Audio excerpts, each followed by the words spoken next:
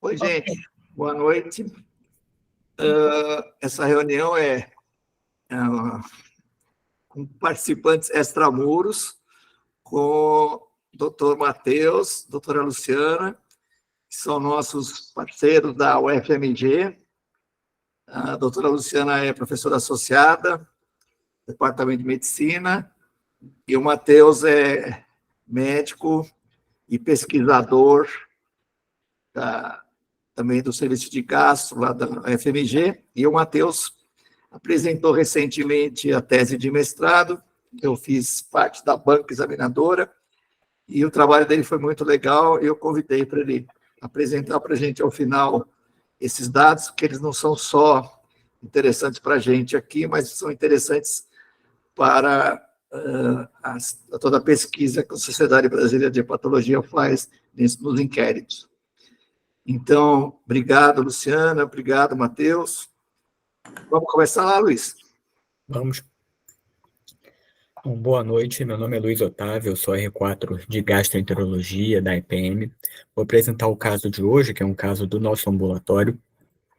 É uma paciente, então, de 50 anos, do sexo feminino, casada, branca, natural de Jacobina, na Bahia. Ela referiu inicialmente um quadro de epigastralgia pós-prandial de moderada intensidade associada a náuseas, que começou por volta de abril de 2019, sempre pior com alimentos gordurosos. Mas ela foi evoluindo progressivamente com icterícia, colúria, hipocolia fecal e prurido generalizado. E teve alguns picos febris também de 38, por volta do mês de maio do mesmo ano. Ela buscou o pronto atendimento do Hospital São Paulo algumas vezes, onde foi verificada alterações dos exames hepáticos. E posteriormente foi encaminhada para o nosso ambulatório.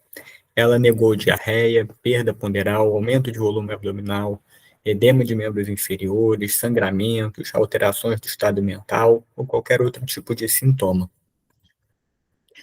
De antecedentes patológicos, ela tem uma psoríase com acometimento apenas cutâneo desde 2001, que não estava em nenhum tipo de tratamento no momento, uma diabetes tipo 2 não insulino dependente, hipertensão, depressão, um quadro de uma estenose mitral que ela tratou de forma percutânea lá em 2004, e uma colelitíase tratada com uma colecistectomia em 1994. Usava de medicações como fluoxetina, metformina e atenolol. De antecedentes familiares, nada muito relevante, uma hipertensão, diabetes em pai e mãe. E de hábitos de vida, negou etilismo, tabagismo, uso de drogas, chás, suplementos, tatuagens, piercings, e também não tinha contato com hepatopatas. Na primeira consulta, então, o exame dela tinha os sinais vitais normais, um IMC de 31, mais em bom estado geral, e uma icterícia 2 cruzes. No exame abdominal, também nada digno de nota, um abdômen inocente, sem vísceras palpáveis, e uma lesão sugestiva de psoríase também na região periumbilical. Resumidamente, a gente tem então essa mulher de 50 anos, com esse quadro progressivo de icterícia, colúria, hipocolia fecal e prurido, além de epigastralgia, náuseas e febre, com esses antecedentes patológicos. Ana Laura, você quer voltar a participar? Oi, doutor. Boa noite. Bom, a princípio, eu pensaria uma paciente que foi já colecistectomizada, né? Então, pensaria talvez em cálculo residual, uma paciente que aí está migrando o cálculo, que possa estar fazendo quadros de colangite por conta disso. A princípio, eu começaria por aí. Ela não tem histórico de perda ponderal, mas essa febre, de forma frequente, também chama atenção. Então, não sei se talvez uma causa neoplásica, que possa estar fazendo alguma obstrução de via biliar, também pensaria assim. E acho que, a princípio, isso. Não me chamou atenção esse histórico medicamentoso dela. Eu acho que o que mais ressalta aí é a febre mesmo e esses quadros de icterícia e dor abdominal frequentes. Legal. Alguém quer ajudar a Ana Laura a fazer alguma hipótese a mais? Nós vamos ficar só com uma icterícia obstrutiva ou por uma coledocolitíase, com colangite, ou uma obstrução biliar por uma neoplasia. Alguém pensou mais em alguma coisa? Ou uma lesão da via biliar, né? Durante a colecistectomia. Lesão iatrogênica da via biliar, né? É uma coisa que não rara aparece para a gente, né? Alguém mais quer opinar? Ou a gente vai pedir... O doutor Gama chegou atrasado, né? Será que a Tamara está com vontade de opinar também?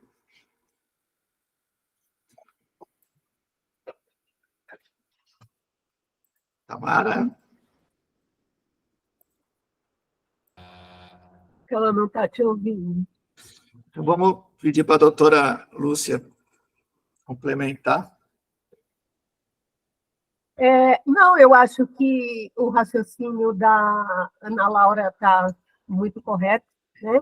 Ela colocou em primeiro lugar uma icterícia obstrutiva, porque é uma paciente que tinha dor abdominal recorrente, daí ela complica com uma icterícia, faz febre, pode sugerir aí algum episódio de colangite, e dentro desse diagnóstico diferencial das icterícias obstrutivas foram levantadas aqui as principais hipóteses, né?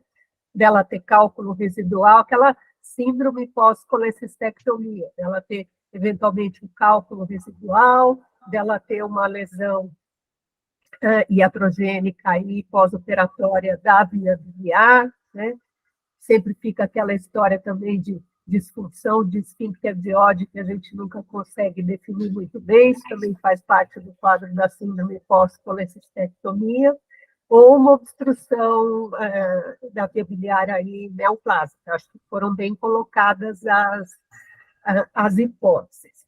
Como é uma mulher de 50 anos e que está com um prurido progressivo, e tem também uma outra doença autoimune aí associada, uma psoríase, a gente também pensa um pouquinho nos diagnósticos diferenciais de doenças hepáticas autoimunes, e aqui, no caso, o que é mais comum numa mulher de 50 anos seria a CBT. Por outro lado, aquilo que a gente sempre lembra, né? CBT já aparecer ictérica é uma coisa pouco comum, né? A icterícia geralmente já é um final aí de história natural de uma CBT com ductopenia. Então, eu acho que é por aí, né? A gente tem que primeiro afastar a icterícia obstrutiva, caso a gente não ache, partir para outras investigações. Luciana, tem mais algum comentário? Não. Alguém pensou em coisa diferente? Doutor Gama, que entrou atrasado. Não, eu peguei só agora, né, esse slide que aqui está, mas assim, fora do diagnóstico principal, que é esse que a Ana Lúcia já chamou a atenção e que a doutora Lúcia reforçou aí com algumas novas considerações, só volta, não volta naquele mesmo, Luiz, aquele que estava bonito aqui, esse, só para pensar assim, em diagnósticos, outros diagnósticos secundários nessa paciente, a gente não menosprezar aqui que ela é um território para doença, para uma síndrome metabólica, né? Ela tem hipertensão, ela é diabética e ela tem psoríase. Então, além do diagnóstico principal aí de uma doença colestática para os diagnósticos já levantados, que eu acho que são os mais relevantes, um diagnóstico secundário, que não tem nada a ver com a história que ela tem aqui, mas só para destacar esses aspectos aqui, né? Hipertensa, diabética, psoriática, a gente não se surpreender com, além da doença primária que ela tem no fígado, se as imagens vierem com esteatose hepática, ou ela tiver também, caso tenha biópsia, uma esteatohepatite associada, porque ela tem aqui marcadores metabólicos e uma doença autoimune, que é a psoríase, que a gente sabe o quão importante é para a doença, né, gordurosa do fígado e esteatohepatite subsequente. Não é que eu esteja desvirtuando o diagnóstico, eu estou valorizando esses aspectos aqui descritos da história, né? Mas concordo com a Ana Laura e concordo plenamente com a doutora Maria Lúcia Ferraz. Com a doutora Luciana. E com a doutora Luciana, claro. E a doutora Ana Laura vai pedir quais exames? Doutor, acho que perfil hepático, né, incluindo função, e daria para começar com ultrassom de abdômen, aí uma imagem para a gente ver se tem alguma obstrução. Começaria a princípio por aí, né? E outros laboratoriais de rotina que a gente já pede com frequência, né? Hemograma, função renal, acredito que isso. O que nós temos, Luiz? Certo, então inicialmente ela já chegou para a gente com alguns exames que foram solicitados nessas vezes que ela procurou o PS. Ela vem então com esse laboratório inicial, com um hemograma normal, uma albumina de 3,6, um INR de 0,9, mas vem com uma hiperbilirrubinemia às custas de direta, elevação de transaminases e colestáticas também, uma TGO de 179, uma TGP de 242, uma fosfatase de 381 e uma gama-GT de 438. Função renal também normal. E ela também já realizou um ultrassom de abdômen, que mostrou um fígado com forma e dimensões normais, contornos regulares, mas com bordas rombas e aquotextura difusamente heterogênea, sem lesões focais, nenhuma alteração na veia porta e sem sinais de dilatação de vias biliares intra- ou extrahepáticas. Um baixo volume e aquotextura normais e ausência de líquido livre no abdômen superior. E aí, quem quer falar se esse exame fecha para um lado, fecha para o outro? Ana Laura, que você fez a hipótese de ser icterícia obstrutiva. Esse laboratório, Eu não esperava, talvez, essas hepatocelulares tão elevadas assim. O que chamou atenção foi que o Dr. Gama ressaltou, né, que não causa estranheza ela ter essa ecotextura difusamente heterogênea, talvez seja um fígado aí que tem um aspecto mais gorduroso, mas não é um fígado que tem perda de função, né, tem função preservada. Eu acho que eu partiria, talvez, para exames um pouco mais específicos agora como a doutora Lúcia pontuou, que não é, assim, descartou algo obstrutivo a princípio, né, mas agora não tenho para onde ir muito. Partiria para algo mais específico mesmo. do que seria mais específico para o senhor, Laura? Acho que essa questão autoimune chama muita atenção, né? Uma paciente que tem histórico de psoríase. Acho que a gente poderia pensar num perfil de doença autoimune, talvez. Tá, legal. O Matheus quer opinar?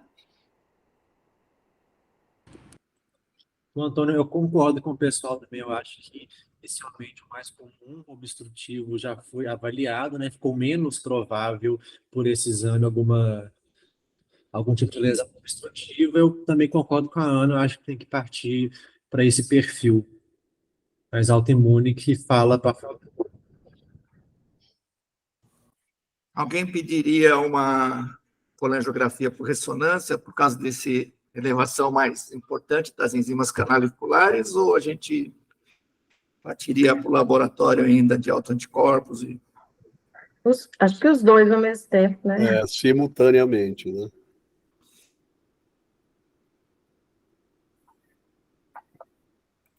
Tá certo. Estaria numa CDP já em fase avançada, doutora Maria Lúcia? Pois é, aqui a gente não encontrou muitos elementos assim para uma doença avançada, né?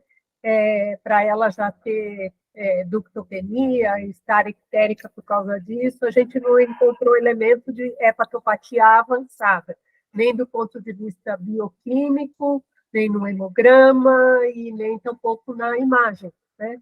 Ela tem só um fígado heterogêneo. Aqui a gente nem encontrou sinais de esteatose, fica difícil a gente atribuir aqui a causa, mas ela não parece ter uma doença hepática avançada. Então, eu acho que o diagnóstico de CBP, embora seja possível, né, ele fica um pouco abalado aí em função dessa icterícia. Nós vimos que não é obstrutiva, né? E eu acho, eu concordo com a Luciana, é tipo tudo ao mesmo tempo agora, né? Pedir os autoanticorpos e também pedir uma colangio-ressonância. Faria as coisas numa mesma etapa. Professor, eu poderia pensar numa DILI? Dile, qual droga que você pensou que pudesse ser? Ela está com uma icterícia meio prolongada. Essa primeira consulta com a gente foi quando, Luiz?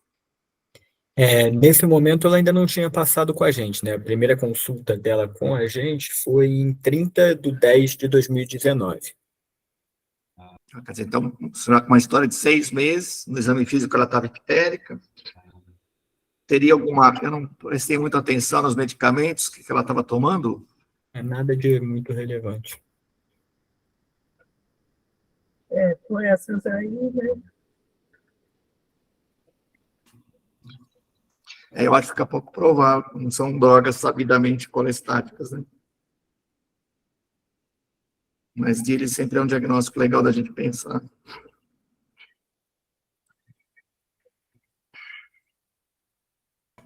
Alguém quer opinar? Eu vi que a Virgínia está aí. Tomava chá, Luizinho? Não, Não, só ver a via biliar, não dá. Eu concordo que tem que fazer a colangio-ressonância, né? Hoje não dá para deixar sem. E aí avalia marcador de autoimunidade e alguma pista aí. Não tinha droga importante, né? Eu fiquei me perguntando aí se também tinha alguma droga, mas não tinha droga importante, não. Nem chá, nem nenhuma história de chá, nem alguma outra medicação que não fosse alguma coisa natural, nada. nada. Isso. E ela não usou nada para essa psoríase, né, Luiz? Sim. Também, né?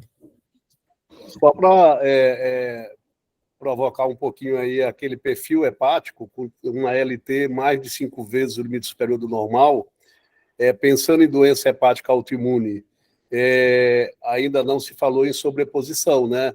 Qualquer que seja, se isso for, né, uma doença colestática autoimune, seja CBP, seja CEP, né? Olha a TGP dela aqui de 243, né, mais de 5 vezes o limite superior do normal, e não tendo ela um fator obstrutivo, essa TGP ficaria assim, ou ela ganharia a importância devida? Doutora Maria Lúcia.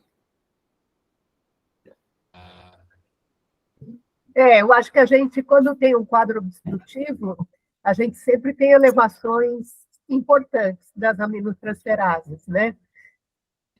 Muitas vezes até valores bem elevados, superiores, às vezes, a 300, 500 de aminotransferases. Agora, nas icterícias intrahepáticas, né, nas colestases intrahepáticas, quando não tem o fator obstrutivo, quando elas são puras, é difícil a gente ter elevação assim grande da ALT, né?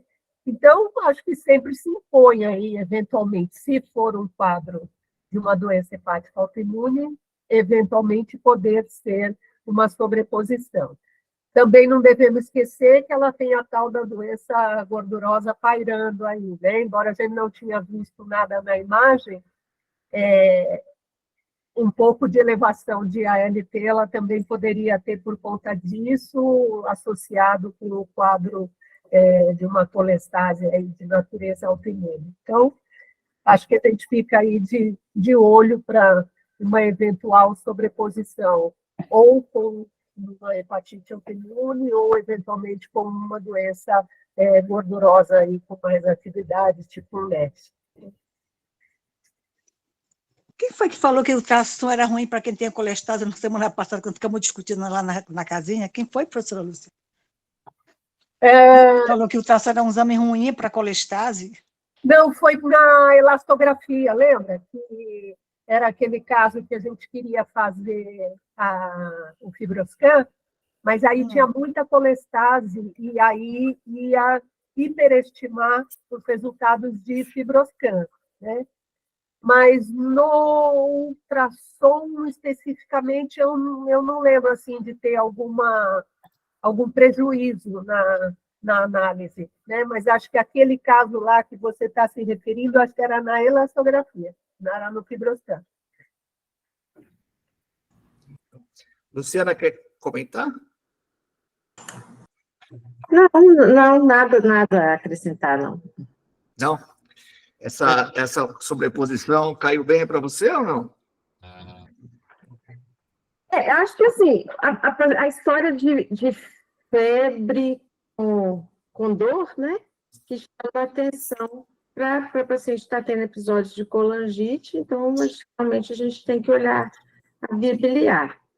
Quanto à sobreposição, né, se a gente pensar que ela possa ter uma CEP, né, com esses níveis de aminotransferases, é sempre uma coisa que a gente tem que pensar, né?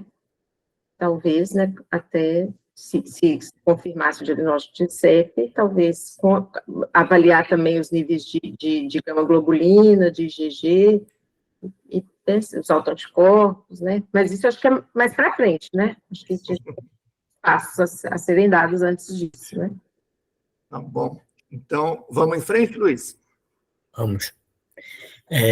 Antes dela chegar para a gente, ainda também, numa dessas idas ao PS, ela já tinha realizado uma tomografia.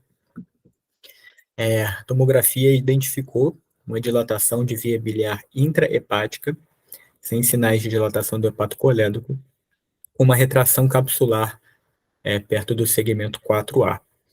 Algumas linfonodomegalias no ídolo hepático, maior com até 1,6 centímetros, e uma linfonodomegalia pericardiofrênica. Um fígado com aumento do lobo esquerdo e bordas rombas e uma esplenomegalia homogênea, sem outras grandes alterações.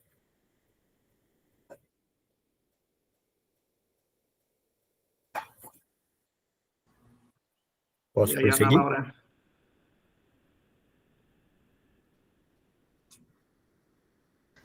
Ana Laura, que você queria uma tomo ou você queria uma ressonância?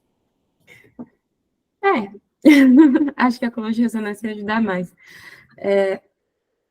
Mas eu não, sinceramente, eu não entendi essa retração capsular do parênquima. O que mais chamou a atenção é essa dilatação da via biliar, né, as linfonodomegalias, mas essa retração capsular do parênquima hepático é uma dúvida. Não entendi muito bem.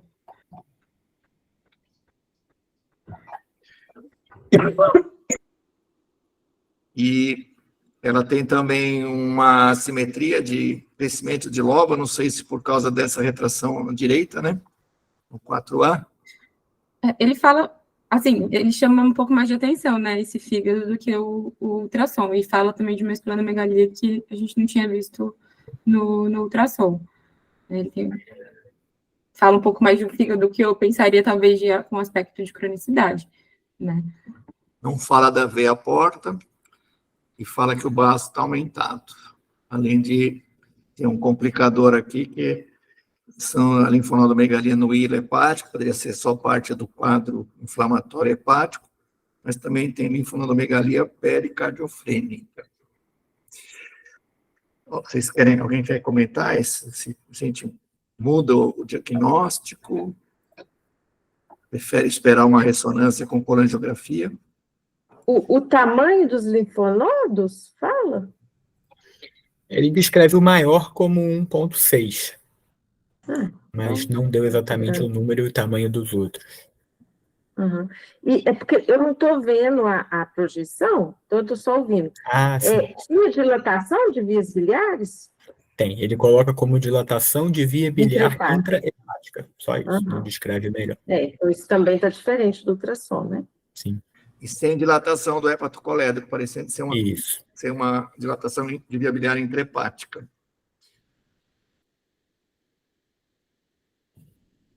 E aí, doutor Gama? Eu acho, doutor Eduardo, que Talvez, não sei, a impressão que eu tenho é que essa retração capsular talvez seja mais de um fígado crônico mesmo. Tem esplenomegalia que o ultrassom não tinha mostrado, então acho que essa TC ela é mais esclarecedora do que o ultrassom, mas eu acho que a coluna de ressonância vai nos ajudar melhor ainda. Eu acho que a dilatação da via biliar intrahepática sem áreas de estenose também deixa muito a desejar, né? Só fala da dilatação de via biliar intrahepática, não tem áreas de estenose ali documentadas na TC. As linfonodos megalias do hilo hepático, menor que 2 centímetros, eu acho que isso é reacional, mas o que chama atenção de fato é porque tem ali no linfonodomegalia pericardiofrênica, né? E aí, se a gente olha para linfonodomegalias, inclusive lá acima do diafragma, com esplenomegalia homogênea, não pensar em diagnósticos diferenciais de condições linfoproliferativas seria, eu acho que seria inadequado. Embora falte muitos outros dados, eu acho que aí, né, uma esplenomegalia que era insuspeita no ultrassom. E o ultrassom não é ruim para ver baço aumentado de tamanho, né? Então, ver uma esplenomegalia na TC, com linfonodomegalias pericardiofrênicas, né? Eu acho que pensar na possibilidade de doenças linfoproliferativas seria, pelo menos citá-las, seria um diagnóstico diferencial aí a ser considerado, né? Mas eu continuo achando que a hora que a gente olhar exames laboratoriais melhores e, né, a coluna de ressonância, acho que o raciocínio da gente começa a ficar mais limpo, né, a partir de então. A cirurgia dela foi há muito tempo? Foi. A cirurgia dela foi em 94. Tá. Só essa retração aí também.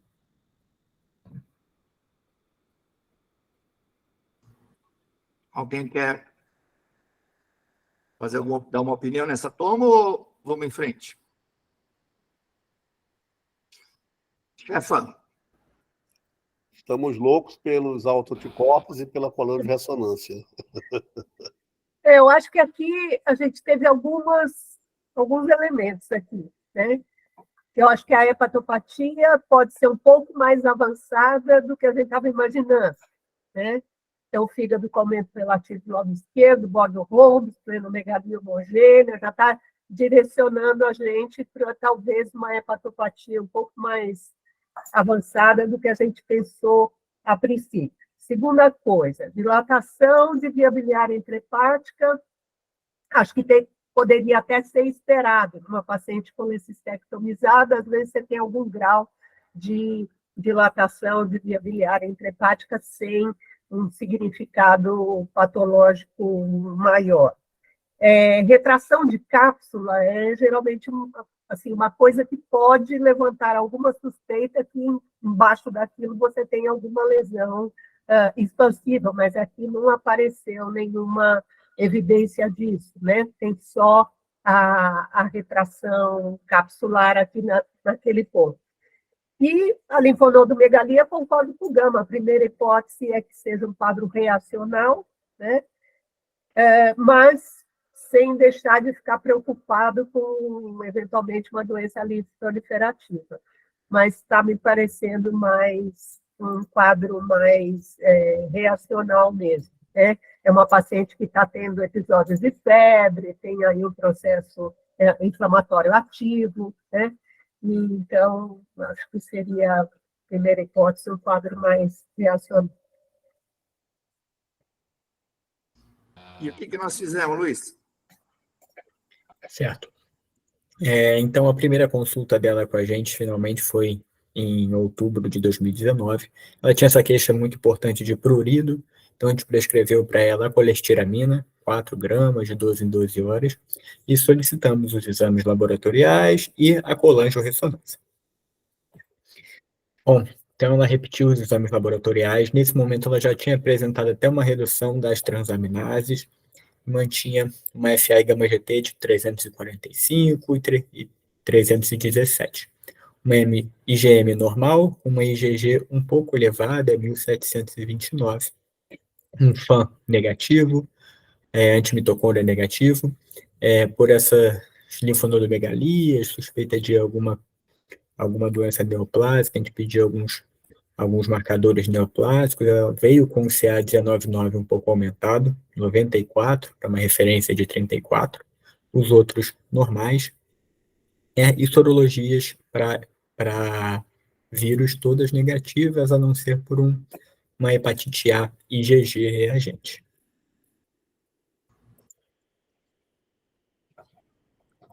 Carolzinha, voltando da América, quer falar um pouquinho? Oi, doutor, tudo bem? Boa noite. Então, ela mantém esse quadro, né, com as canaliculares aumentadas, um quadro de prurido, apesar desse FAN não reagente, esse AMA não reagente, não sei não, viu? Fica com uma vontade, né, de pesquisar mais ali se tem uma CBP aí por trás. Com certeza aguardaria o resultado da colangio-ressonância, né? Afinal, ela mantém esse padrão de canaliculares aumentados, o prurido. E eu acho que se por acaso essa colangio não mostrasse nada, eu ficaria tendenciosa a partir para uma biópsia, com certeza. Luiz, esse ultrassom e a tomografia teve uma diferença grande de tempo entre uma e outra? Para a gente saber se essa esplenomegalia, né, surgiu depois? Menos de um mês. Beleza. Acho que por enquanto é isso, doutor. Bem-vinda de volta. Obrigada. Quer mostrar a colangio, Luiz? Já. Então, peraí, vou pedir para o doutor Gama comentar esse laboratório, já que ele estava querendo achar outros diagnósticos. Até aqui a gente continua, né, com as mesmas impressões. Eu acho que talvez o que chama atenção são essas transaminases que caíram, né, de forma significativa, e a gente fica até pensando, será que naquele momento, né, a febre, o quadro de possível colangite que ela pudesse estar fazendo, alguém comentou aí essa possibilidade de diagnóstico diferencial, né? Será que houvesse ali um componente obstrutivo e essas transaminases deram aquela subidinha e depois agora, numa evolução para melhora, né, elas voltam a esses patamares aí pouco expressivos, né? O fato é que as enzimas canaliculares se mantêm elevadas. A gente esperaria, eu estava esperando algum anticorpo aqui, pensando principalmente em CBP como diagnóstico diferencial, embora tenha o contraditório ali da icterícia, que a gente sabe que na CBP não é uma marca clínica inicial e que só surge tardiamente, tem uma correlação ali, a gente até sempre fala, né, a presença de hiperbilirrubinemia na CBP é um marcador bioquímico que tem relação direta com um prognóstico mais sombrio, condutopenia na biópsia, enfim, com uma doença hepática mais avançada, né? Mas a gente tem ainda aqui as coisas não se encaixam, né, adequadamente para se pensar em CBP, a febre não se explica, episódios de colangite não se explicam, né? Mas pensando na possibilidade que se isso fosse uma CBP e esses anticorpos todos negativos, né, a gente sabe que 5 a 10% das colangites biliares primárias são, né, autoanticorpo negativo, AMA negativo particularmente, e aí a gente podia lançar mão de anticorpos mais menos acessíveis, como o SPC, o GP210, né, para complementar essa investigação, mas eu faria isso depois de uma imagem mais apurada como a colangio-ressonância. O CA19.9 é um marcador tumoral que tem pouca especificidade, né, e ele aumenta, inclusive, nessas doenças benignas colestáticas. Então, a princípio, acho que esse CA19.9 aí, 94 corre por conta aí dessa doença colestática crônica benigna que essa paciente tem, né? E essa IgG de 1729 talvez seja só simplesmente da doença hepática crônica, né? Porque ela está pouco expressiva também aqui, embora acima do valor de referência de 1.600, que normalmente é. Então, acho que a colangio-ressonância seria aí o nosso próximo passo e a nossa ansiedade cresce. Com esses Desculpa, doutor. Outro ponto também, doutor Gama, que eu estava pensando aqui, se a gente considerar que ela tem uma hepatopatia crônica, né, e uma esplenomegalia, igual a gente viu no exame, essa plaqueta não está muito alta, não? Mas eu acho que é porque ela não tem uma doença hepática tão avançada, né? Eu não sei se aquela esplenomegalia, eu fico pensando assim, poxa, o ultrassom é tão bom para ver baço, né? Por que aquele ultrassom, a não ser que o operador não tenha, não viu aquela esplenomegalia, a tomografia define a presença daquela esplenomegalia, que a princípio, se tiver baço aumentado e a gente estiver pensando numa doença hepática crônica, é também por que essas plaquetas não caíram, né? Por que elas estão aí dentro de faixas normais, né? Mas aí a gente acaba pensando, não quero nem enveredar pela ideia de que essas plaquetas estão altas ou normais, e é uma paciente com uma doença hepática crônica, que talvez tenha hipertensão portal, e essas plaquetas estão normais porque eram muito altas, e a gente vai abrir outros diagnósticos diferenciais. Acho que aí a gente enrolaria o meio de campo e ficaria mais com um estado de confusão do que com clareza, né? Mas eu acho, Carolina, que se a gente deixar a coisa caminhar um pouquinho, a gente talvez reconsidere depois essas plaquetas, né? Posso fazer uma pergunta? Em relação à febre, ela continuava tendo os episódios de febre? Como que? Ela não referiu mais febre desde então. Desde que ela começou a acompanhar com a gente, nesse momento, em outubro de 2019, ela já não tinha apresentado mais nenhum episódio de febre. E nem dor abdominal, Luiz? Continuava ainda com umas queixas inespecíficas, assim, uma dor epigástrica, náuseas, pós-alimentares, isso permaneceu. Mas nunca foi descrito como uma dor em hipocôndrio direito, nesse sentido. E essa febre, ela, como que era? Assim, ela era alguns dias? Ou como que era? Era frequente? Ela relatou isso? A gente não tem essa informação, porque desde que ela começou a acompanhar com a gente, ela não referiu mais a febre, ela só tinha esse relato aí prévio de evoluções em que ela foi ao PS.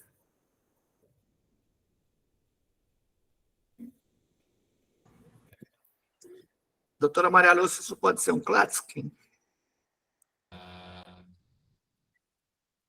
Não, eu acho que não, né? A gente não tem aqui elementos para pensar nisso, né? Você está falando por causa do CA19? Não? Você ficou preocupado? Não. Porque ela tem um hepatocolético aparentemente não dilatado, que a gente esperaria na hipótese que você fez de dilatação de via biliar, vai geralmente até a papila, né, sem nenhum fator obstrutivo, e esse hepatocolético normal e dilata para cima, não parece ter estenoses. Mas Então, ela eu fiquei mantém, pensando se não pudesse ser um TU ali do hilo. mas ela mantém uma colestase de muito tempo, né? Do 94 de CA199 numa colestase crônica, eu acho que esse CA199 aí de 94 tá correndo pela colestase. Não, e depois se a gente pensar que já passou por um ultrassom, né, e passou por uma tomografia, e não apareceu nada, acho pouco provável. Tem perda de peso? Não teve perda de peso. Alguém quer fazer mais alguma consideração? Perguntar? Podemos ir em frente, Luiz? Podemos. Bom, ela retornou para a gente, então, fazendo uso dessa colestiramina, ela melhorou bastante do prurido. Ainda não tinha realizado a colangirressonância, mas realizamos um fibroscan que veio com esse resultado de 21,9 quilopascais. Aqui que entra a dúvida da Melinha, né? Porque é o fibroscan. Eu acho que está superestimado isso aí por causa da colestase. Parece, né? Não temos essa cirrose. Qual que é o corte, Mary? O corte para doença avançada? Em colestase. É porque aquela história, para cada doença tem um corte, né? Mas vamos supor que fosse uma CBP. Uma CBP, uma doença avançada, trabalhos variam, mas tem trabalho que fala que acima de 9,6 você já tem uma doença avançada, numa doença colestática como a CBP. Para outras doenças colestáticas é mais indefinido ainda esse valor de corte. No geral, acima de 12, a gente já tem quadros cirróticos, né?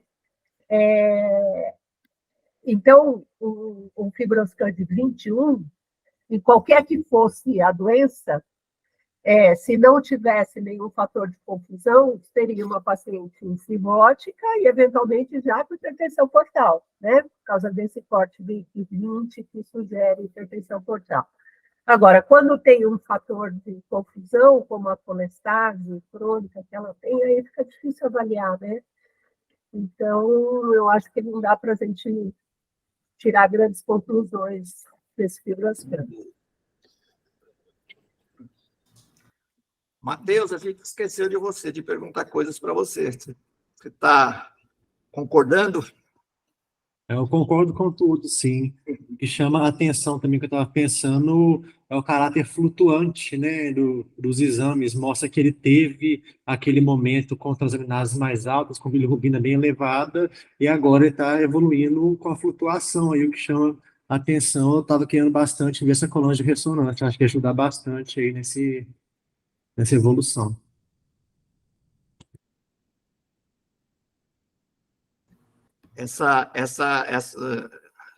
Esse FibroScan, Gama, você que gosta de um FibroScan normal?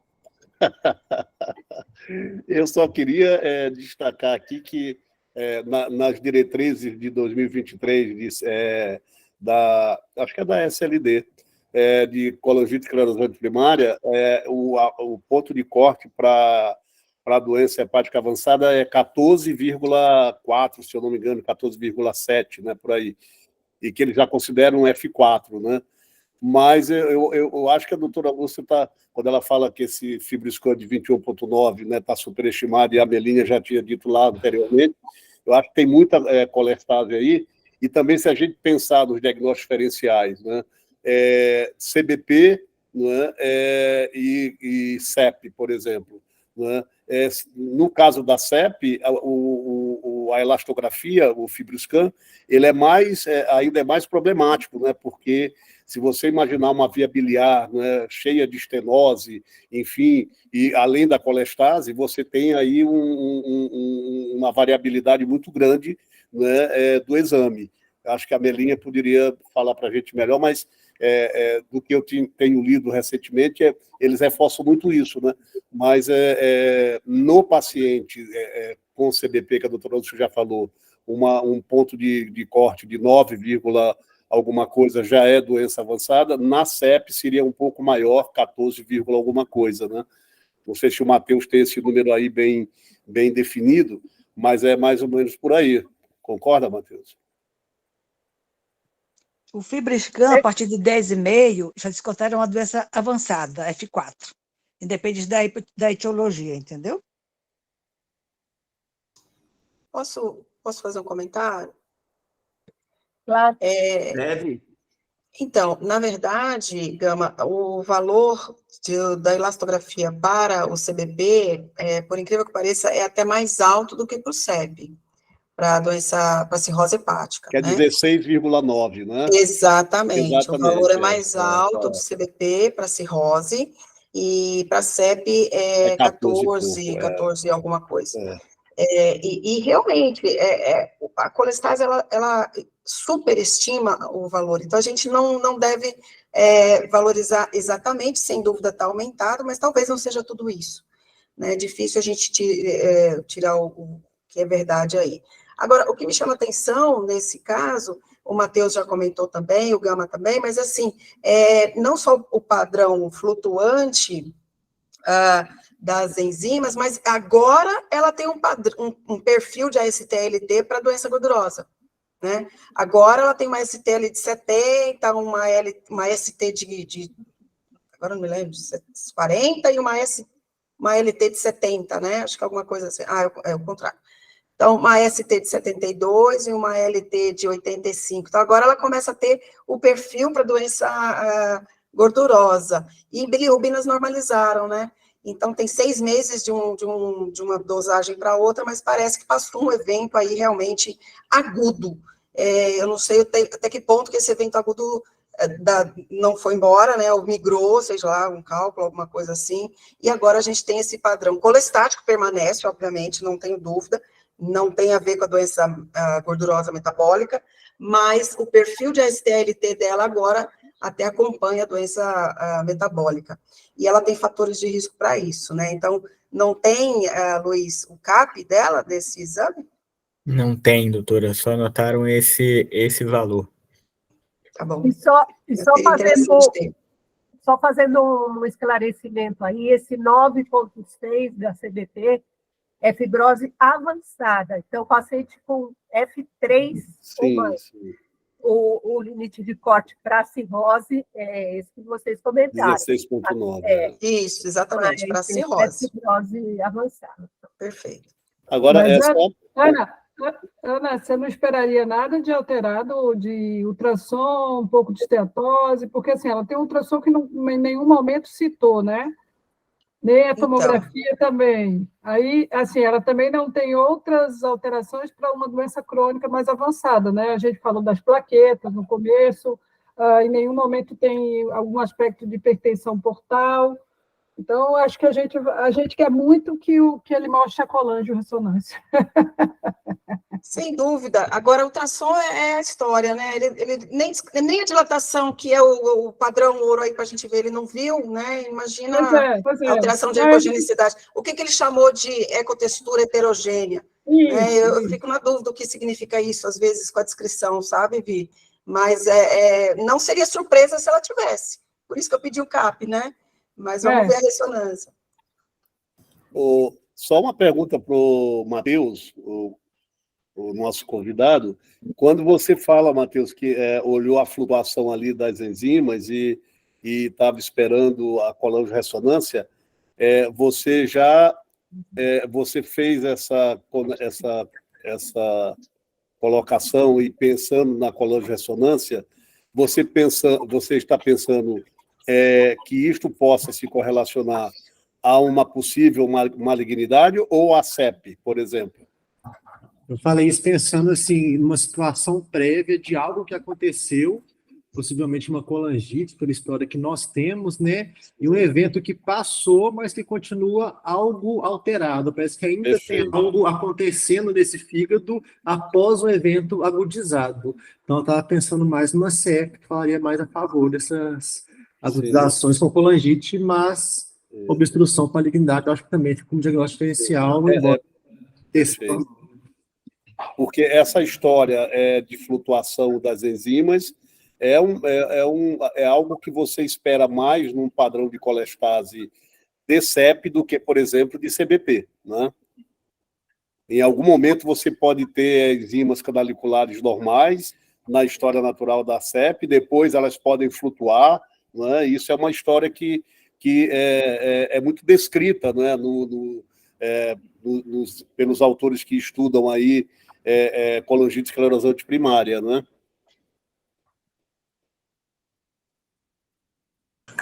E as próprias transaminases também, né? Elas elevam mais no episódio de colangite. Sim. Luiz Otávio, todo mundo quer uma colangio-ressonância, então só pode contar. Então vamos lá. Então, finalmente, ela trouxe para a gente a colangio-ressonância, que mostrou um fígado de contornos lobulados, fissuras proeminentes, hipertrofia de lobo caudado e dilatação da árvore biliar. Ele coloca como uma irregularidade das vias biliares intra- e extrahepáticas, caracterizada por múltiplas estenoses, por vezes intercaladas com dilatações focais, com destaque para a confluência dos ductos hepáticos e para o ducto hepatocolédoco. Associa-se moderada dilatação da árvore biliar intrahepática periférica. Também tem uma leve esplenomegalia homogênea e algumas lesões císticas pancreáticas.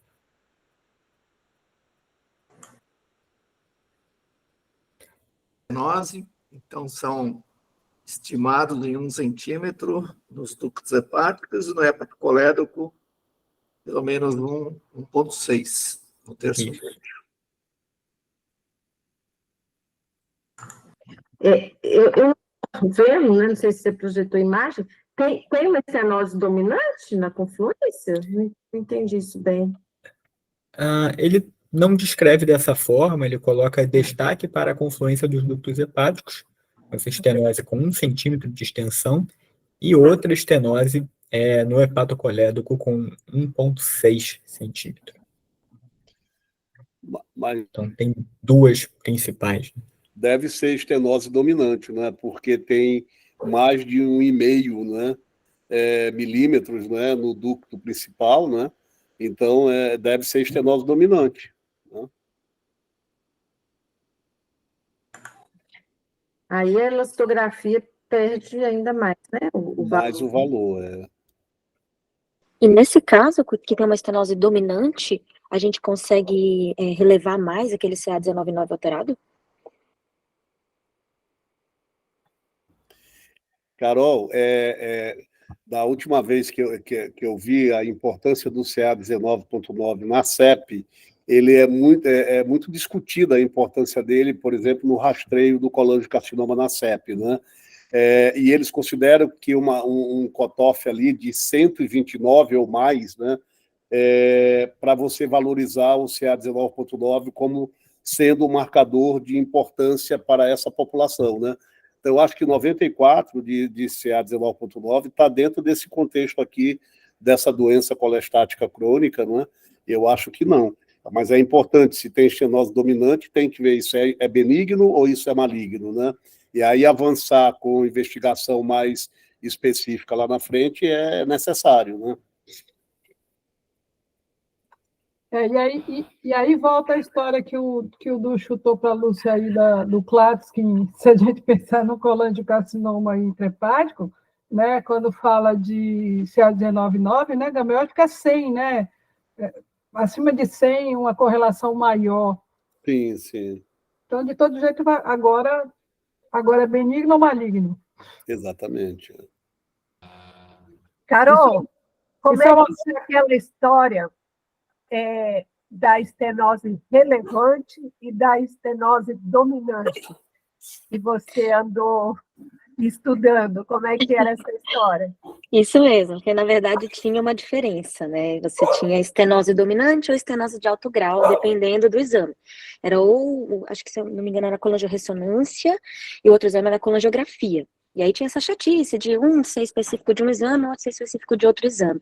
E aí, para acabar com isso, a SLD trouxe uma nova nomenclatura, que é a estenose relevante, ou seja, qualquer estenose que cause alguma repercussão clínica. Então, aí é uma estenose relevante, não tem mais aquela chatice lá de ficar determinando qual que é qual. Que é o caso dela, né? Então, ela tem uma estenose relevante. Exato.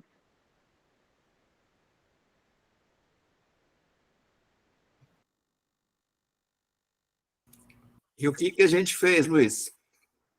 A gente diagnosticou uma CEP? Certo. Como ela fez essa colangio e demorou um pouco para sair o laudo, né? Então a gente ainda estava ainda considerando alguns outros diagnósticos diferenciais, talvez uma CBP AMA negativo, se tem uma fibrose avançada ou não. A gente também optou por fazer uma biópsia hepática, que veio com o seguinte resultado: foram 11 espaços porta expandidos por fibrose com emissão de septos porta a porta. Nos tratos portais, observa-se edema, infiltrado inflamatório misto, predominantemente linfomononuclear, com intensa reação ductular marginal e colatestase. Dos 11 espaços porta, 7 exibem ductos biliares, muitos deles apresentando edema na parede, intensas alterações degenerativas e atróficas do epitélio e focos de permeação por neutrófilos. Um parênquima discreto infiltrado linfomononuclear sinusoidal e discreta dilatação sinusoidal em zona 3. Então, ele coloca hepatopatia crônica de padrão biliar com fibrose portal e septal.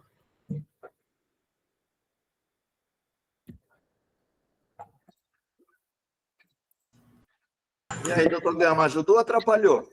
A Luciana ia falar. É certo, mas agora o problema é se se tem colangiocarcinoma ou não, né? Acho que essa que é a grande questão, né? E que é difícil, gente, muitas vezes é muito, muito desafiador, né, a gente fazer esse diagnóstico.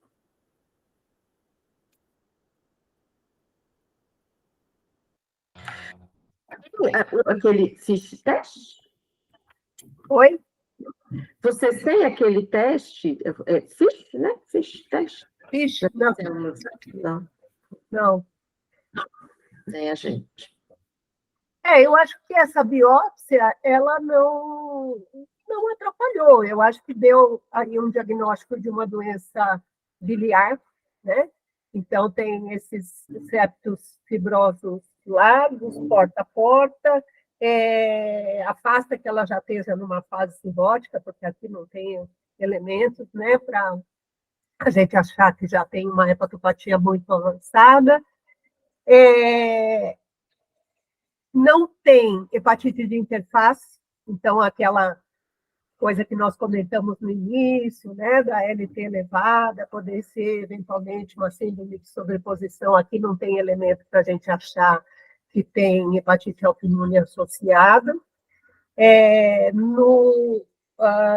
Depois tem intensa reação ductular marginal, que é um evento aí que não tem muita especificidade, é uma resposta reativa do fígado a uma série de agressões, mas muito mais comum nas doenças colestáticas, tem colestase de fato, não tem ductopenia, e tem alterações degenerativas e atróficas do epitélio, mas com permeação de neutrófilos.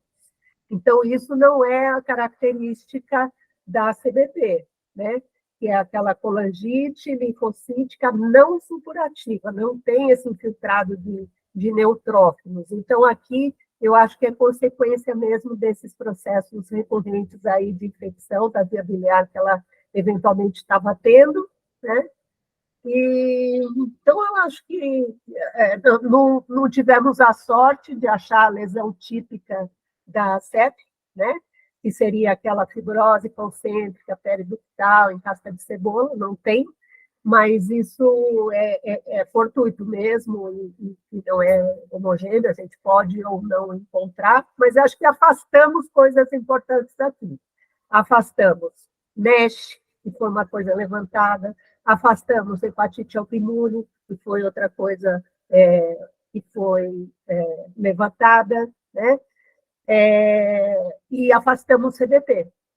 Então, eu acho que ajudou. Ajudou. Apesar de não ser categórica, ajudou.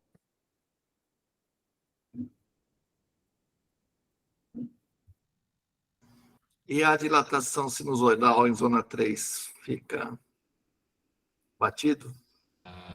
Isso vem de monte, né? Nossa, acho que 80% das biópsias vem com... E aqui a palavra discreta, né? A Valéria falava isso, né? Que a gente só devia valorizar quando tivesse uma dilatação que nos relevante, significativa, intensa, tal, porque essas discretas, todo dia vem isso. Bom. E aí, como é que nós conseguimos progredir, Luiz? Certo, então, diante desse diagnóstico, nós entramos para ela com o Ursacol, nessa dose de 17 miligramas por quilo, mantivemos a colestiramina, que tinha demonstrado uma boa resposta no controle do prurido, e ela seguiu bem, evoluiu com melhora desse prurido e do quadro ictérico colestático também. Os exames laboratoriais dela foram melhorando progressivamente, os transaminases começaram a normalizar e fosfatase e gama também em curva de melhora. Ela retorna para a gente em 2022, então, referindo que teve que interromper o uso da colestiramina por questões financeiras e também admitiu estar fazendo uso irregular do Ursacol e voltou, então, a se queixar de bastante prurido. Os exames laboratoriais dela refletiram isso com um novo aumento de FA, gama-GT, e também mantinha uma IgG elevada, que subiu para 2.000. Ô, Luiz, até aí não foi feito colonoscopia para ela? Nesse momento não, mas logo depois a gente fez e não veio nenhuma alteração, apenas alguns pólipos. Tá.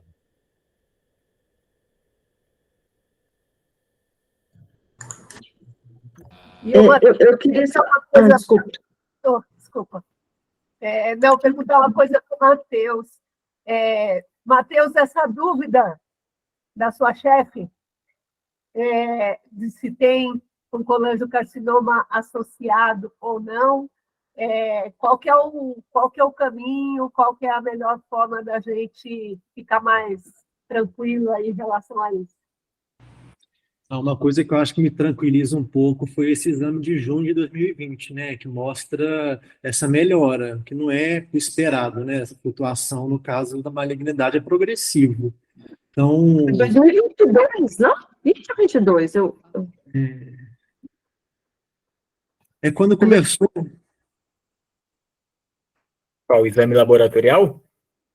Que após o uso do Ursacol, evoluiu com melhora dos exames, o padrão colestático, que eu acho que falaria contra a malignidade, eu ficaria mais tranquilo quanto a isso. Sim. A evolução foi favorável, né? Mas assim, naquele momento, será que é tranquilo de não procurar, né?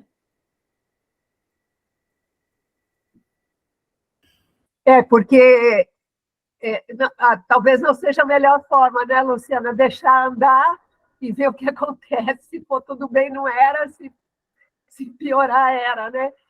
Então, não sei, talvez devesse ter sido abordada aquela estenose, né? E colher material. Você citou aí a possibilidade de fazer um fiche desse material, mas, enfim, não foi feito. E a evolução, felizmente, mas acho que você tem razão. Naquele momento, talvez a gente devesse ter abordado, sim. Mas é sempre muito difícil, né? Porque se a gente não tem o fiche, colher material, fazer citologia, é sempre difícil, né? É sempre um desafio, né? Esse diagnóstico, essa dúvida. Luiz, ela voltou a ficar colestática laboratorialmente, né, nesse final de 21, e ela veio na consulta de 22 dizendo que tinha parado só a colestiramina. Ou ela também parou o Ursacol? Não, ela vinha usando o Ursacol de maneira irregular.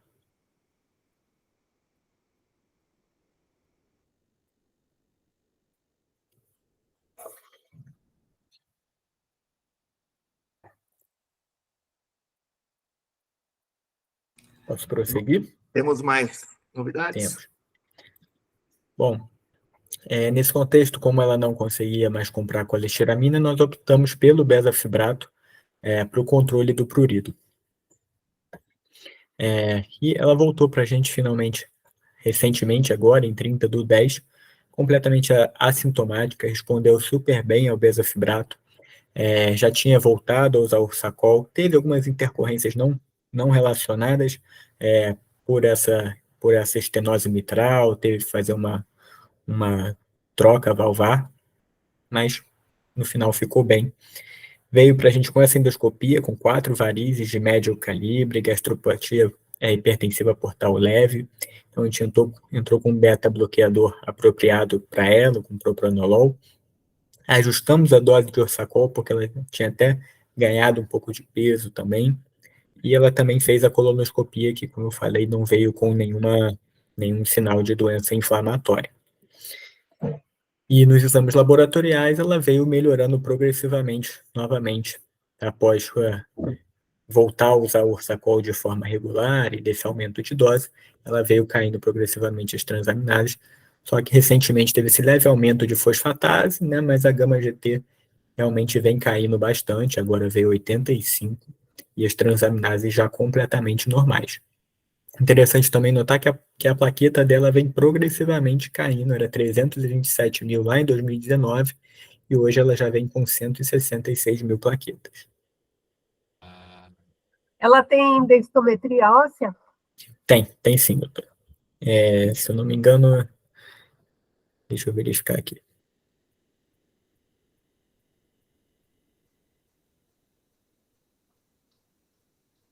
Instometria normal do ano passado.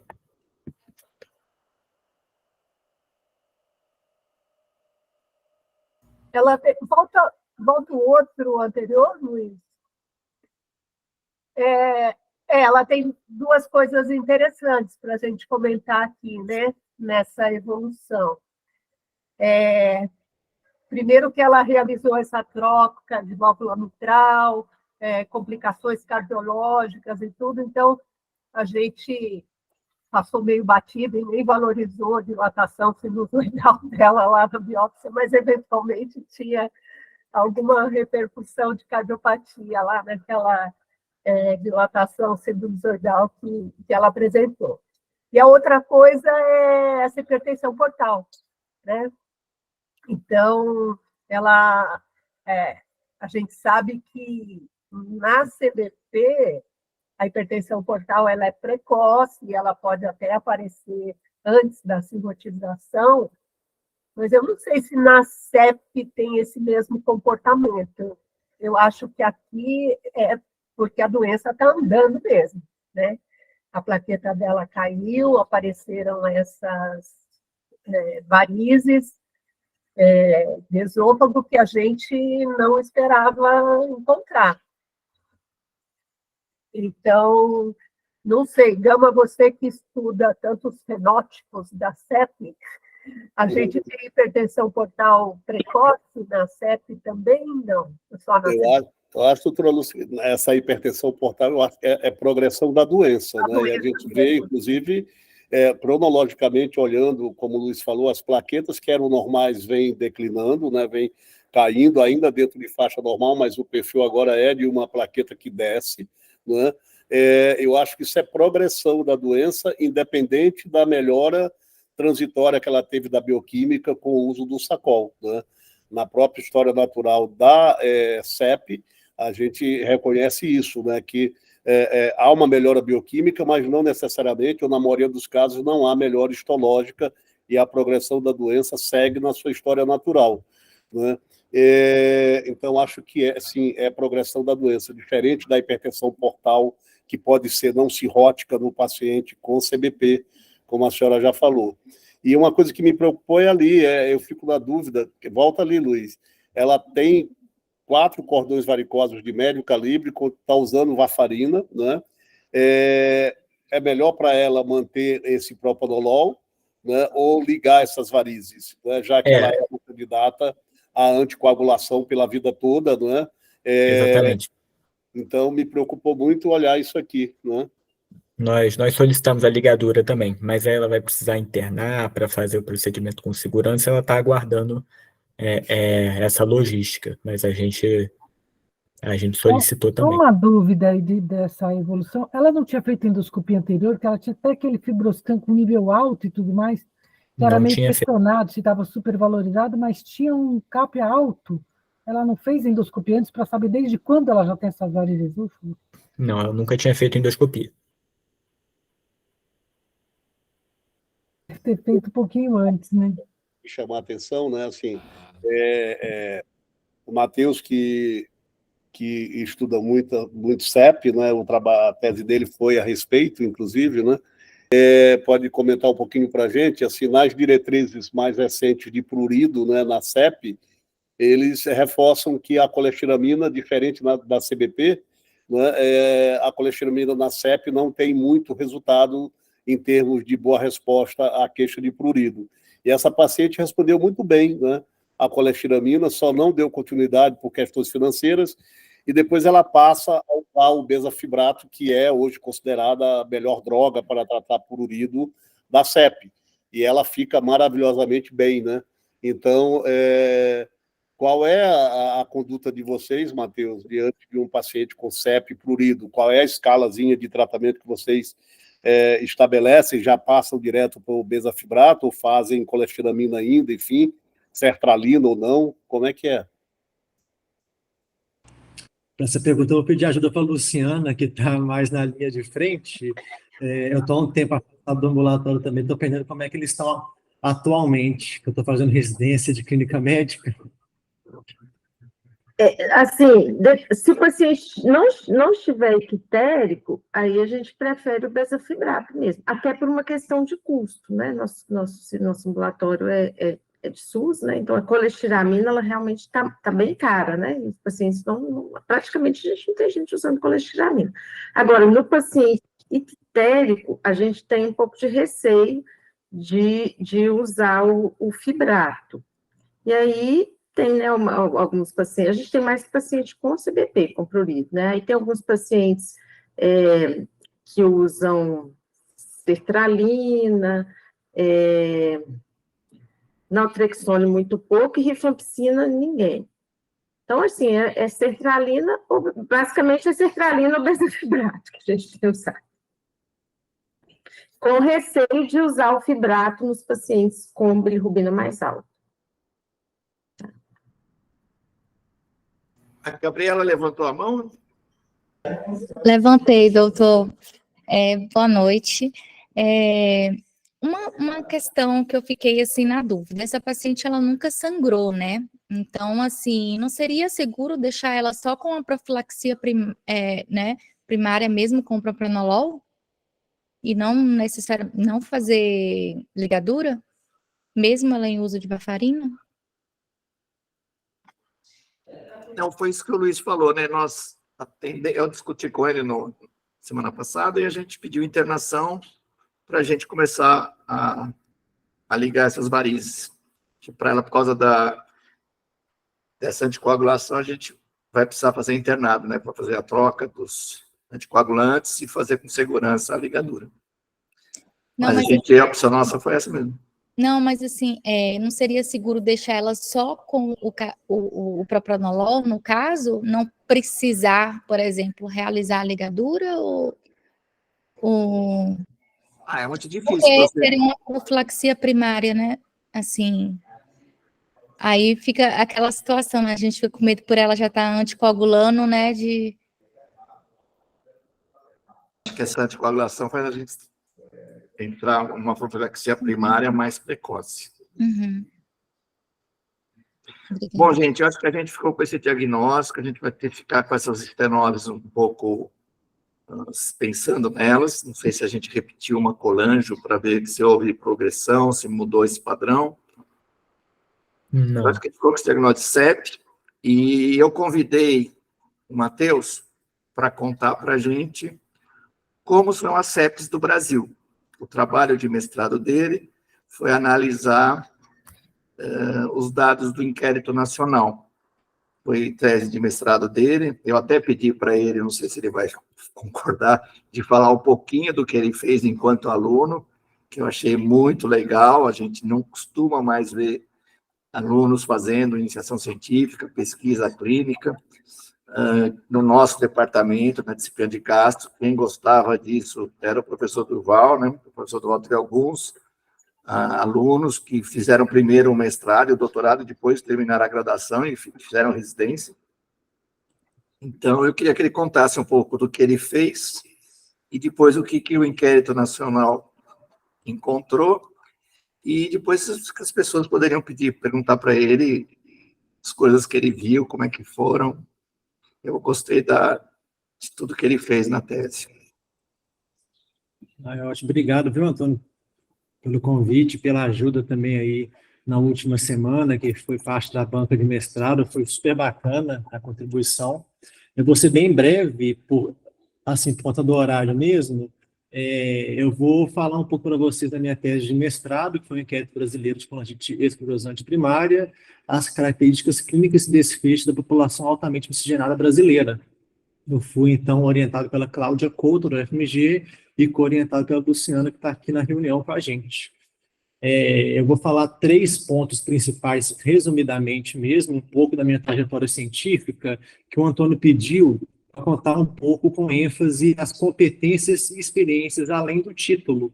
Hoje em dia a gente fica muito desestimulado, né, de seguir carreira científica, é algo muito difícil no Brasil, mas eu queria falar um pouco desse caminho também, que é um pouco diferente de residência e de faculdade, é um caminho que não é linear, cronológico, né? A gente vai acumulando as experiências na nossa bagagem à medida que a gente vai conhecendo pessoas e participando de projetos pontuais. É um jeito diferente de acumular conhecimento, que eu acho legal trazer também um pouco da trajetória minha, que é bem inicial, mas para quem tem interesse também de ver como que funciona na prática.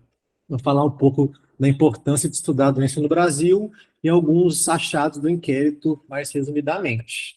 Eu trouxe aqui uma linha do tempo rapidamente falando. Eu comecei com interesse em pesquisa no primeiro período da faculdade, e o que eu acho que fica de lição é assim, mais aprender com os outros. A gente aprende muito acompanhando as pessoas, sabe? Então, em 2015, eu assim, comecei acompanhando a Caterina num projeto de prevalência de DELAU em pacientes de risco, e pesquisa é isso, a gente vai mais assim, colecionando as competências em cada momento. Então, nesse estudo, eu aprendi sobre TCLE, critérios de inclusão e exclusão, bancos de dados, que é crucial em pesquisa. Eu comecei a ter uma noção e cuidados com a amostra biológica. Um pouco mais na frente, nesse ano, eu acompanhei a Tereza Cal, que hoje está até em Campinas, no pós-doutorado, um estudo de área básica, uma área muito diferente daquilo que a gente conhece, e é bom ter uma noção também.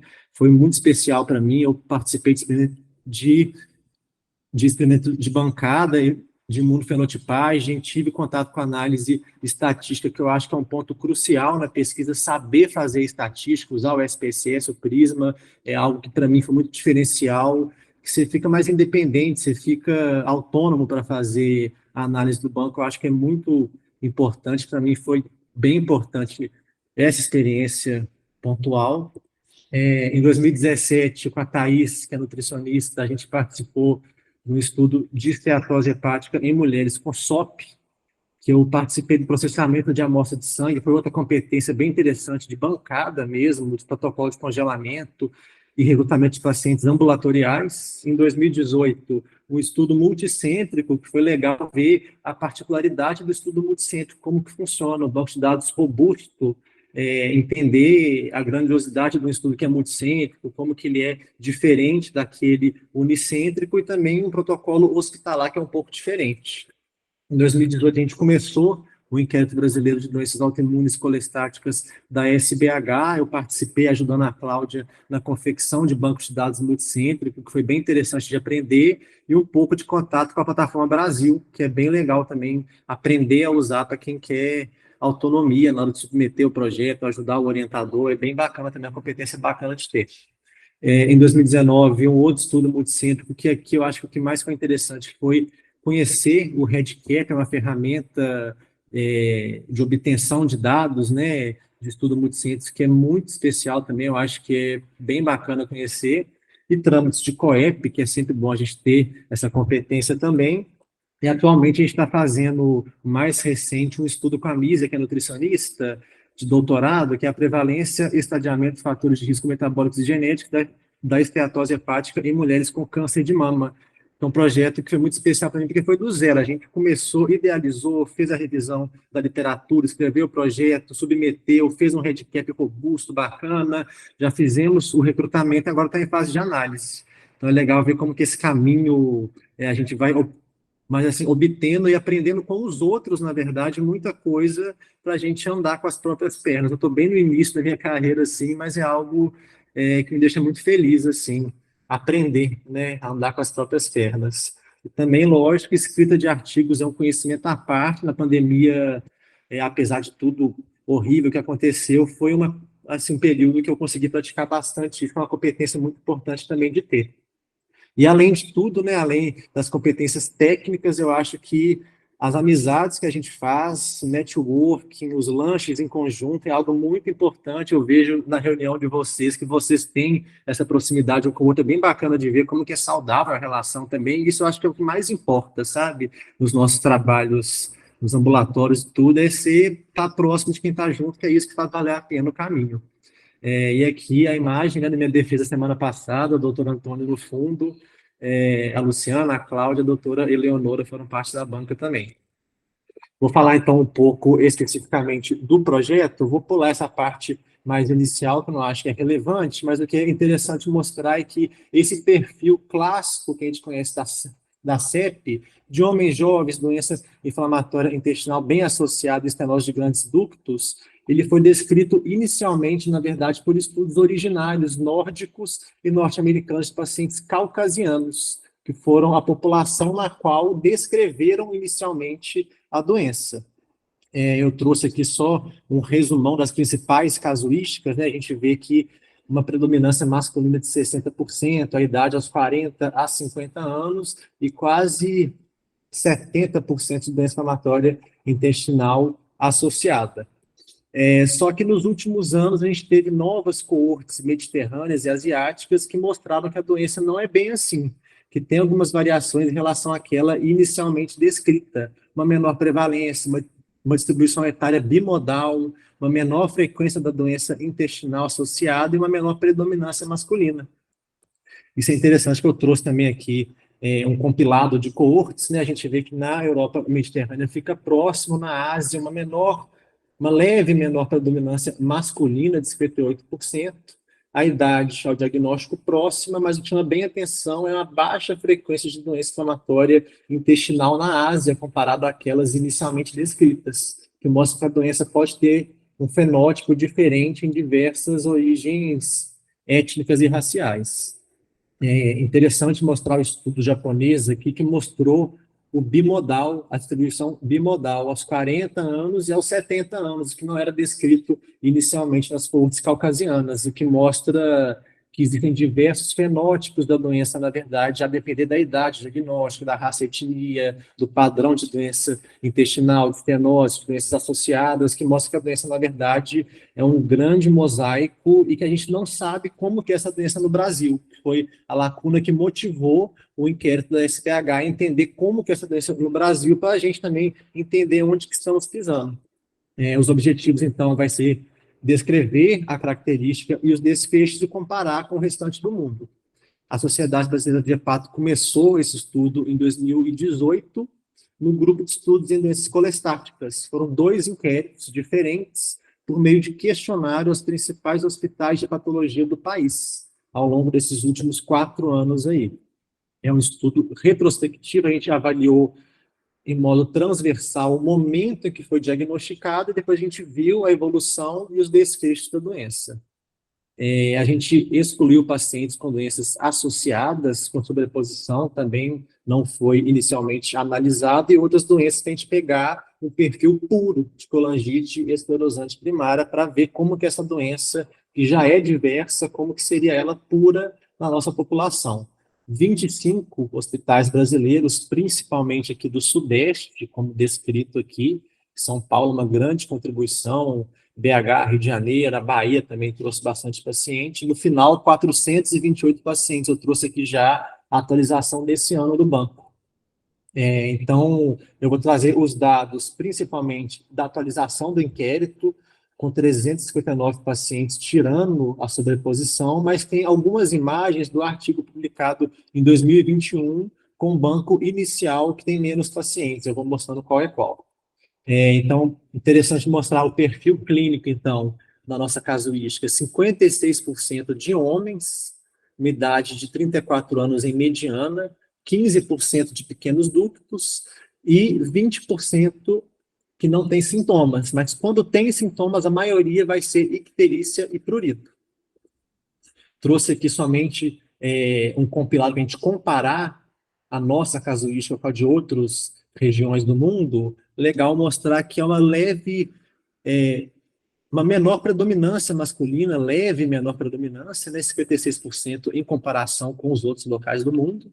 Uma idade próxima ao diagnóstico, também de pequenos ductos próxima, mas nós temos menos assintomáticos, que é bem no limite inferior das outras regiões, mostrando que nossos pacientes são mais sintomáticos, eles apresentam-se com doença mais sintomática do que nos outros locais das outras casuísticas. Esse gráfico aqui seria do artigo, que a gente mostra a distribuição unimodal da idade ao diagnóstico, principalmente aqui no cinza escuro, dos 30 ao 39 anos de idade. E o que eu acho mais legal ainda é mostrar a predominância masculina e feminina. A gente vê que até 39 anos é muito mais homem diagnosticado do que mulher, enquanto que a partir dos 40 anos inverte. Isso é bem interessante, mostra que tem mais mulher diagnosticada com mais de 40 anos do que homem. Comparando aqui, então, a nossa casuística com a japonesa, mostra aquele pico bimodal nos japoneses com 70 e 40 anos, a nossa unimodal, e num estudo que juntou pacientes europeus e norte-americanos também mostra um bimodal na adolescência e depois com 40 anos. Então, comparando essa distribuição em diferentes populações. Comparando, então, homens e mulheres, a gente viu que os homens eles têm bilirrubina maior ao diagnóstico do que mulheres, o dobro. Enquanto que mulheres têm uma idade mais tardia ao diagnóstico do que homens. Também eu trouxe aqui esse outro dado que eu acho bacana, que seria do momento de diagnóstico da doença inflamatória intestinal, que a gente vê que homens têm esse diagnóstico da doença intestinal antes da doença hepática, enquanto que nas mulheres, aliás, o contrário, desculpa, nas mulheres acontece antes, no homem acontece depois, mostrando realmente um perfil diferente.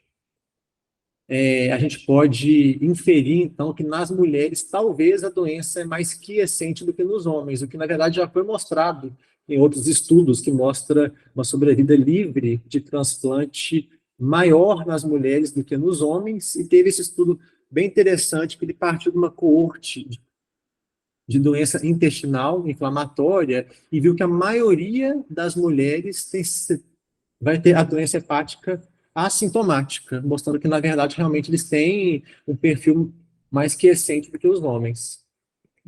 Um pouco do perfil da doença intestinal inflamatória na casuística brasileira, 83% dos pacientes teve uma colonoscopia realizada, 60% a doença diagnosticada, a maioria uma retocolite ulcerativa, 83% deles.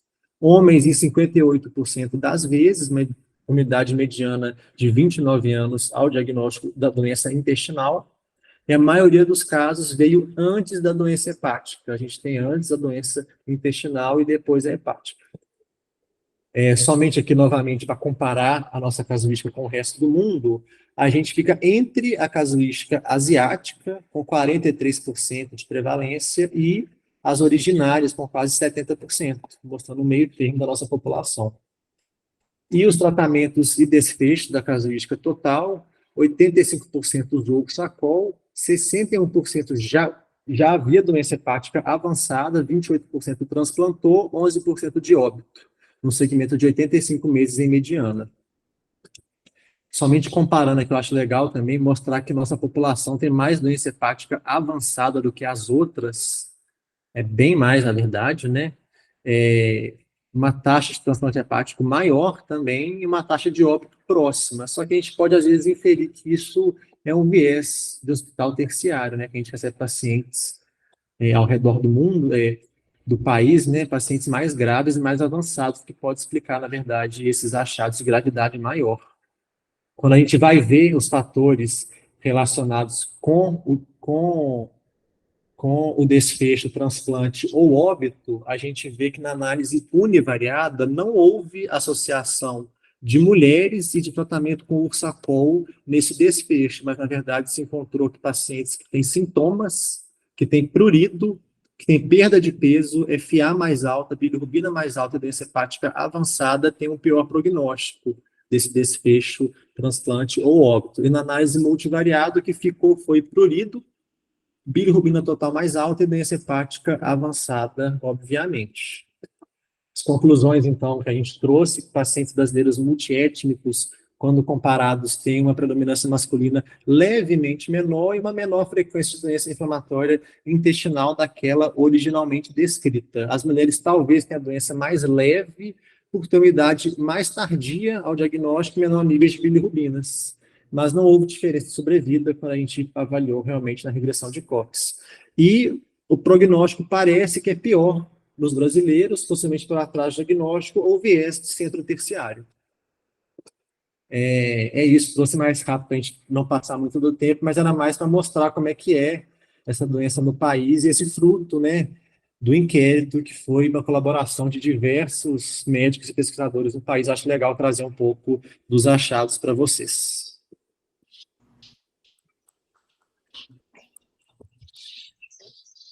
Então, eu gostei muito dessa apresentação. Não sei se a gente poderia iniciar pedindo para a Luciana falar um pouco do Matheus e do trabalho, já que ela foi orientadora dele. Falar do Matheus, Matheus acho que fez com a gente, assim, resumindo, o trabalho de uns 20 alunos de pós-graduação. Então, acho que é mais ou menos isso, né? Ele começou no primeiro período, no ambulatório. É claro que a gente não sabia, né? Tanto de coisa que ele ia fazer, né? E, assim, acho que nos últimos anos ele ajudou muito a gente, né? Ele virou nossos braços, nossas pernas, né, Matheus? Aliás, ele contando ali os trabalhos, eu já pensei assim, não, Matheus, a gente não terminou esse, vamos pegar e vamos terminar. Viu, Matheus? Dá sorte. A gente tem que terminar. E, então, assim, acho que não tem... o que eu fiquei pensando aqui enquanto ele apresentava, né, é que os jovens hoje são tão afoitos, né, e acho que o Matheus, ele teve serenidade, ele foi aprendendo, foi fazendo, foi, né, não sei o que ele achava quando ele começou, né, não sei, mas, assim, foi realmente, deu muito certo, e, assim, né, acho que não é sempre assim, né, gente, não preciso nem de falar aqui. Não é assim, né?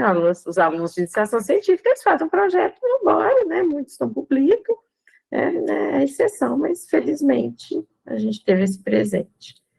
Em relação ao inquérito, eu fiquei pensando aqui, né, nessa questão dos 19% só serem sintomáticos, acho que muito provavelmente a questão do acesso, né? E a questão de serem centros terciários também, né, o viés de seleção, né, Matheus?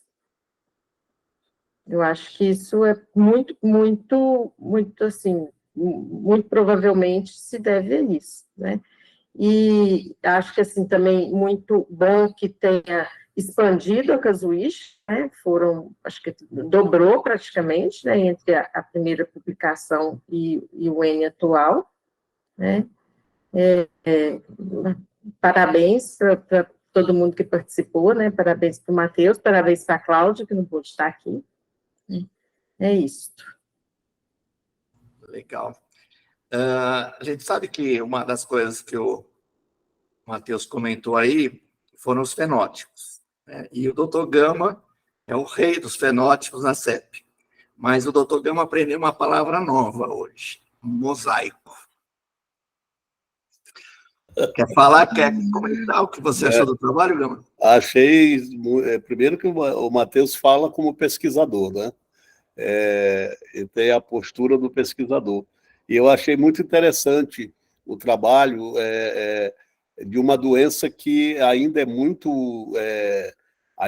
tem muitos pontos de interrogações, como a gente sempre fala, né, Matheus? E eu queria te perguntar uma coisa. Naqueles pacientes, eu achei interessante você falar que, se eu não estiver enganado, você reforçou que na casuística do inquérito aqui brasileiro, a doença intestinal inflamatória, ela veio primeiro na maioria dos casos, né, e a CEP veio mais tarde, é isso? Isso, assim, acho que em 2/3 veio antes, né? Veio antes, né? Isso. É uma coisa que é interessante, né, porque quando a gente fala sempre da história natural da CEP, né, você vê o paciente faz, inicialmente é a CEP que vem na investigação subsequente, você documenta a doença intestinal inflamatória, que predominantemente é a retocolite ulcerativa, mais do que a doença de Crohn, né? E aí, nesse inquérito, a doença intestinal inflamatória vem inicialmente, e quando a gente sabe que essa associação parece que é só de 5%, né? Então, você tem mais pacientes desenvolvendo primeiro a doença intestinal inflamatória para depois fazer a colangite esclerosante primária. Agora, uma coisa que eu acho que é importante também destacar é que parece que é muito semelhante ao que o resto do mundo fala. A CEP na mulher, né, ela é mais insidiosa, mais de comportamento mais benevolente do que a CEP do homem em qualquer faixa etária, né? E eu só queria te fazer uma pergunta. Vocês avaliaram o comportamento da doença intestinal inflamatória nessa população, no que diz respeito ao comportamento dela anatomicamente? Porque, assim, quando se descreve, aí o doutor Eduardo fala do fenótipo, e eu realmente gosto muito fenótipos da CEP, eu acho isso interessante, o fenótipo clínico CEP e doença intestinal inflamatória, quando se fala de retocolite, né, todos eles são unânimes em relatar um comportamento distinto. Poupar reto, doença mais do colo direito do que do colo esquerdo, e a presença de leite de refluxo, né? Esse comportamento vocês identificaram nessa população brasileira? Ô, Gama, infelizmente, no banco de dados, não havia bem descrito a topografia da doença intestinal e os achados anatômicos. Então, esse dado seria muito interessante ter, mas nós não tínhamos.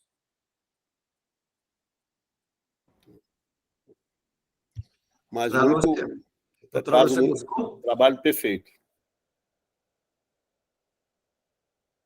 Aqueles mais de 3 mil fenótipos que você botou, eu tenho aquela figura de um artigo, né? Aquilo ali é uma coisa que é de louco, né? Porque você vai imbricando vários fenótipos, né? E aí você estica todos eles dali, mais de 3 mil fenótipos, né, clínicos de colangite esclerosante primária. Eu acho muito legal também essa análise combinatória, né? Mas é bem legal mesmo. Eu adorei aquela imagem, salvei ela para colocar. Gama, eu só acho que você esqueceu de falar que a CEP é a última. Não, a CEP é a última caixa preta da hepatologia, né? Essa descrição, Matheus, eu encontrei num artigo desses que eu já li há algum tempo atrás, eu achei muito interessante, porque são várias perguntas sem respostas, né, na CEP, né? Você fala, CEP é uma doença colestática crônica imunomediada, e aí você fala assim, poxa, cadê os anticorpos da CEP? Não tem. Cadê a resposta a imunossupressor? Não tem. É uma doença do colangiócito. Por que não responde bem ao USACOL como a CBP responde, né? É uma doença que tem íntima relação parece que são a mesma doença em 2 territórios diferentes, na via biliar e no intestino. Mas por que a colectomia total não cura a CEP? Ou por que a CEP curada não faz em remissão, não faz a doença intestinal inflamatória entrar em remissão, né? E por que aqueles que têm CEP vão para o transplante e têm retocolite em atividade têm mais taxa de recorrência do que aqueles que têm, né, a doença, né, em remissão? Então, são tantas perguntas sem respostas que vira uma caixa preta, de fato, né? E aí, doutora Maria Lúcia, gostou do trabalho do Matheus? A senhora é colaboradora desses 415 casos? Não, eu gostei mais do que do trabalho, eu gostei da trajetória do Matheus, né? Eu acho que o Matheus é um exemplo daquilo que a gente gostaria que todo aluno fosse, né? Ele entrou aí no primeiro período já com essa veia de pesquisador, né, Luciana? Uma coisa assim, uma mosca branca, né? Tem a caixa preta e tem a mosca branca. Porque ele, na trajetória dele, eu achei muito interessante, assim, porque ele foi pescando justamente aquilo que é importante desenvolver ao longo do tempo, né? E ele foi absorvendo essas coisas com as pessoas com as quais ele trabalhou. Então, ele aprendeu a fazer banco de dados, ele aprendeu estatística, ele aprendeu a ser autônomo na análise, no SPSS, daí ele aprendeu a redigir um projeto, daí ele aprendeu a submeter um projeto na plataforma Brasil, um monte de coisa que a gente fica pedindo ajuda muitas vezes para as pessoas, né? E o Matheus é altamente autossuficiente, então é muito legal essa trajetória assim incrível. Todo mundo gostaria de ter muitos Matheus nas suas equipes, né? Então, vocês estão aí de parabéns, o trabalho é muito bonito. Eu acho que a gente ter dados brasileiros, da nossa população, com as nossas diferenças, mostrar isso para o resto do mundo é extremamente importante, né? E, então, o trabalho é muito bonito nesse sentido. A gente ficou feliz de poder aí, colaborar com os nossos poucos casos, né? Não é todo mundo que tem muito caso de CEP, né? Apesar de ter 3.000 fenótipos, a gente tem menos do que, no nosso serviço, menos do que 50 casos, mas acabou saindo um trabalho muito bonito, vocês estão de parabéns. Alguém quer fazer alguma pergunta para o Matheus, do trabalho, das dificuldades que ele teve nesse inquérito? Fazer virar um trabalho publicado, bonitinho. Então, acho que nós vamos dar... a Gabriela deu parabéns para você. Então, acho que nós vamos encerrar, agradecer muito a presença da Luciana, agradecer ao Matheus, ao Luiz Otávio, que caprichou na apresentação do caso. E a gente espera, nós temos as reuniões todas as terças-feiras, se vocês quiserem entrar para discutir um pouco de caso, são bem-vindos. E para a gente aqui, um bom jantar e até a próxima terça-noite. É isso.